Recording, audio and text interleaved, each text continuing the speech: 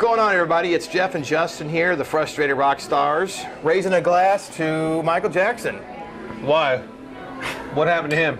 Welcome to our two-part, this is going to be a two-parter, tribute to Michael Jackson, the king of pop. And of course, as always, we are at the Atlanta Brewing Company in Atlanta, Georgia, enjoying some Red Brick beer. Well, this is obviously a big deal for us. Yeah. I don't know if, I mean, should we even say that we're huge Michael Jackson fans? Yeah, it's pretty obvious. You got pretty obvious. These are owned copies. Yeah, these aren't on loan from like the Smithsonian. Yeah, I didn't just buy this on eBay for $800. Right. This is my original. Right. Probably one of the first couple of million pressed. Sure. It's probably got Capri Sun spilled on it. Yeah. That's how original. So yeah, big fans as almost fans. everybody in the world. So we're going to talk about several different topics having to do with Michael Jackson. In fact, the headliner tonight, we're going to keep the same format, by the way.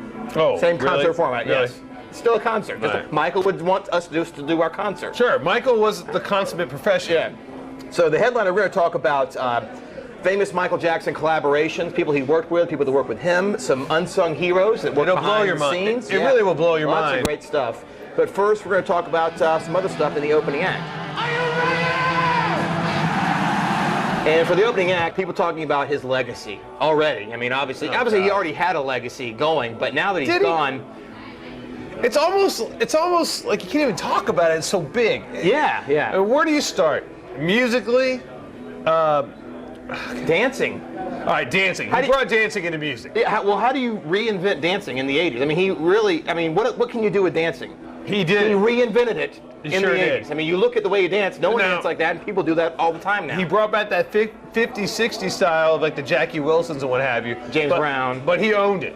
And he made it something new. Totally new. And nobody could do it as fast as he could. Those spins he would do were amazing. I've never wanted to dance in my life, but after watching so much Michael Jackson over the past few days, I want to get up and dance. Well, not only that, video was always like a sales and marketing tool. Right. Like basically the only reason people paid for it or record companies agreed to it was to sell records. Well, they sell some records. He actually turned it into an art form. Right. Which cannot be understated. I know nowadays the younger generation wants to watch, all these shows on MTV. When we grew up, we would sit and wait hours to see a Michael Jackson video. Right. Because it was art. And that's what really made MTV big. They both rode each other to the top, to the pinnacle of pop culture. Because without Michael Jackson, MTV wouldn't have been as interesting in the early days. No way. In the early days, it was all art house bands like Talking Heads, or it was just bands shooting themselves in a warehouse, concert footage, or right. But making actual short films, basically, he started that, and they don't make videos like that anymore. No, there's no reason to. But back then, it cost them $1.5 million, and B, where are you going to see it? Right.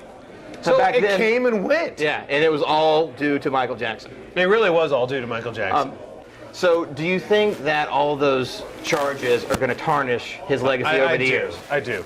When we look back on Elvis Presley, obviously we love the music, and we want to remember the young Elvis, but whenever you think of Elvis, you've got to take into account Fat Elvis, pickles. That's a whole different sandwiches. thing compared to charges of sexual, child molestation. That's a whole I'm just different. saying that tarnished Elvis. And that wasn't as bad. And that wasn't as bad, so people are always going to remember the bad part. And that's what killed him.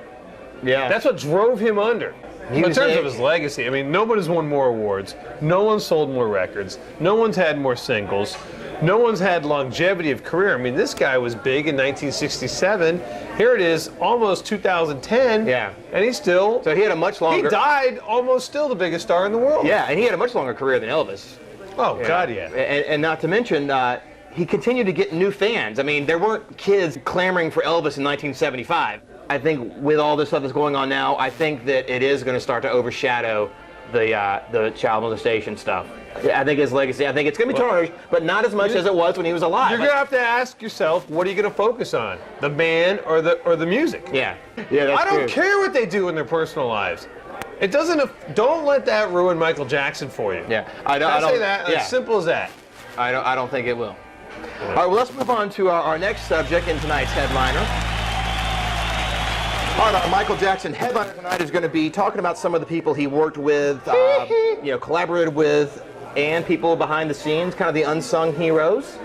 The list is staggering. I mean, he's worked with so many people. Well, you got to think, it's 4 decades. Yeah. And he had access to anyone. The phone rings, hey, Michael Jackson's on the phone, who's not taking that call? Right.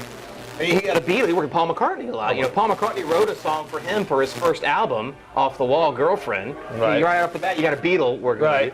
And of course, they did the Girl Is Mine on Thriller. My favorite collaboration is State of Shock with the Rolling Stones. With Mick Jagger. Is this Nick? It's the Jacksons and Mick Jagger.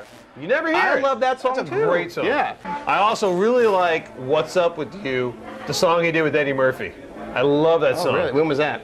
I had the cassette single, so help me out. Early 90s? It was during the 90s. If you ever, YouTube that song, What's Up With You with Eddie Murphy. Yeah, so you're one of the few people that really followed his career in the 90s. I actually think I prefer it. Obviously, I love Off the Wall and Thriller. You like Bad On just as much. I'm trying to think if I had to trade, I almost would. That's how good the music is there. It didn't get the pub, and of course, after '93 and the child molestation charges, he fell off the map in terms of getting pushed. But you kept following him. I kept following him. I really like some of the, if you buy History and Dangerous and Bad, those are great records. Yeah. Great records. Well, one of my favorite collaborations is with one of my favorite songwriters, Rod Temperton, right? Who I guess hooked up with Quincy Jones, and he wrote a couple tunes on the first Michael Jackson album, Rock With You and Off the Wall.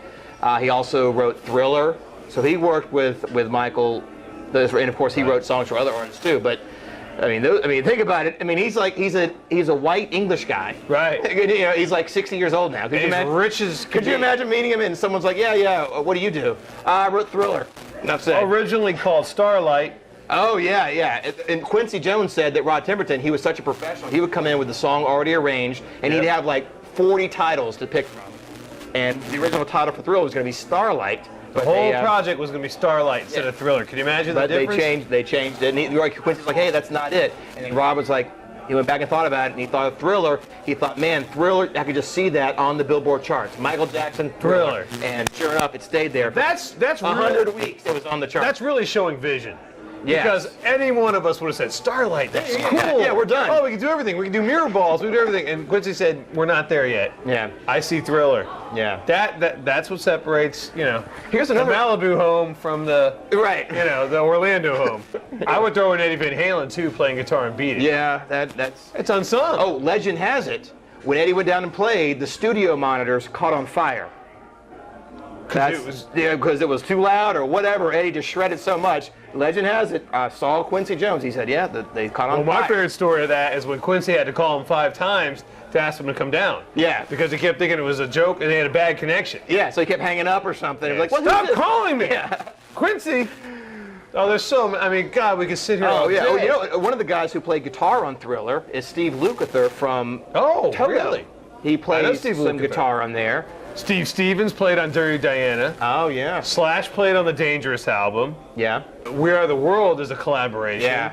I love hearing that song. Oh, I wish I could hear it right now. And I watched all the video over the weekend. If that song came out right now, I would jump up, throw my mic off, and close my eyes and sway. But you know what? If they couldn't do a We Are the World now, it just wouldn't. Or they're going to have 500 vocoders set up for everybody.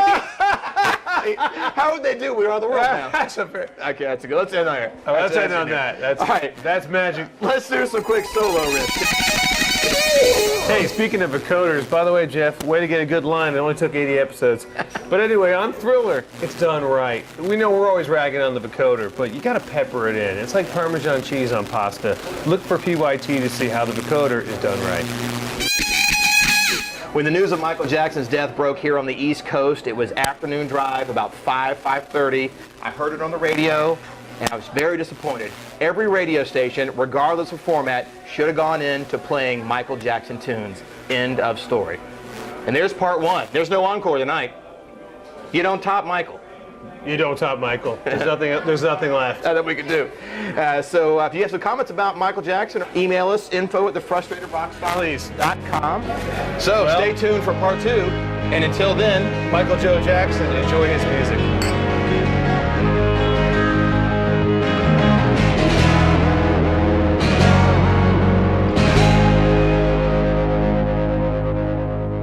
And we're black.